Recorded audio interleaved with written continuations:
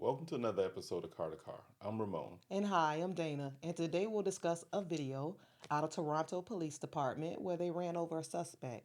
What do you think? Um, Sad, tough, just researching this. Apparently, this was a female suspect who apparently was armed with a knife, and they were trying to get her into custody. And one police officer tased the suspect as she was going towards the a police car that was just pulling up. That police officer gets out, but does not put the car in park, and so they instantly knew it. Instead of jumping back in the police truck and putting it in gear, they tried to stop it with their hands. And we all know that you can't stop that moving vehicle with your hands. And so when it stopped running over the leg of the suspect. And then getting back into the police truck, the officer, instead of pressing reverse or putting the brake on, they ran over the suspect and then back over the suspect again. And so, And an officer. and an officer, And an officer. and you hear the suspect just screaming in pain. And so, you know, again, I don't think this was intentional, but I think as officers, we got to have some empathy when we're doing our job. So you saw that when they were handcuffing the suspect, they were like, don't resist, don't resist.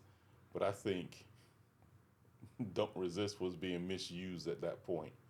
And so I think this is going to be a major lawsuit, either way, even though it was unintentional. But um, we have to be able to maintain our cool, calm, and collected uh, behavior and emotions as police officers, no matter how big or small the situation is.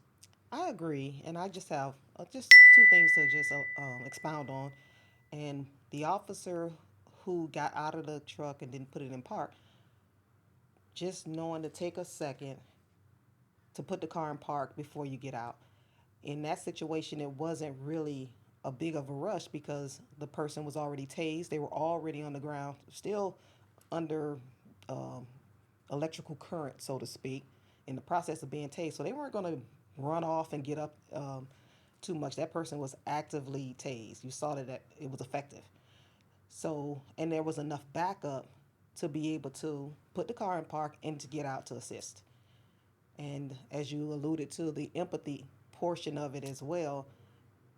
I think when something is such traumatic as running over a suspect occurs, you immediately have to kind of turn into life saving mode in that instance, for sure, as opposed to trying to put that person in custody. That's not the priority when you saw the person was just run over by a car.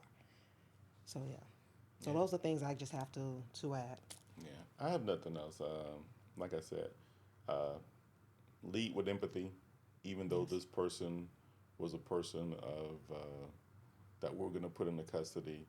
And there's a lot of people in crisis, so we got to understand that there's people in crisis out here, and sometimes they don't want to hurt themselves, but they're trying to force a situation where we hurt them, especially being police. So, Yes. we got to be mindful of these situations, and we have to put some other mechanisms in place um, to assist us as police officers, like social workers and things of that nature. So, I think that that's a bigger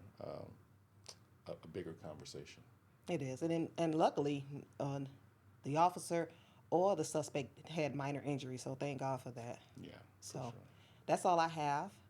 And so if there's another episode of Car to Car podcast, please be sure to like, share, subscribe, and please comment.